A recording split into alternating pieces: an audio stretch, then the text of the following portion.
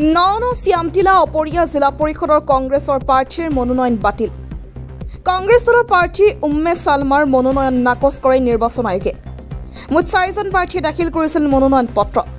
কংগ্ৰেছ দলৰ পৰা উম্মে সালমা, বিজেপি দলৰ পৰা আখতাৰা বেগম, AUDF দলৰ পৰা নাফিছা হুছেইন আৰু ৰাইজ দলৰ পৰা ময়ূৰী খাতুনে দাখিল কৰিছিল মনোনয়ন পত্ৰ।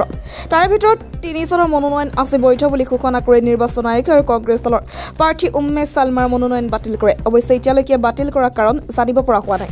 নগাঁও শ্যামটিলা অপৰিয়া জিলা পৰিষদৰ কংগ্ৰেছৰ প্ৰাৰ্থীৰ মনোনয়ন বাতিল। কংগ্ৰেছ দলৰ প্ৰাৰ্থী উম্মে সালমাৰ মনোনয়ন নাকচ কৰে নিৰ্বাচন আয়োগে। মুঠ 4জন প্ৰাৰ্থীয়ে দাখিল কৰিছিল মনোনয়ন পত্ৰ।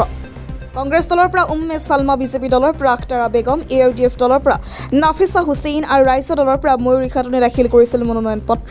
তাৰে ভিতৰত 3জনৰ মনোনয়ন আছে বৈধ বুলি ঘোষণা কৰে নিৰ্বাচন আয়োগে আৰু কংগ্ৰেছ দলৰ প্ৰাৰ্থী উম্মে সালমাৰ মনোনয়ন বাতিল কৰে। অৱশ্যে এতিয়ালৈকে বাতিল কৰাৰ কাৰণ জানিব পৰা হোৱা নাই।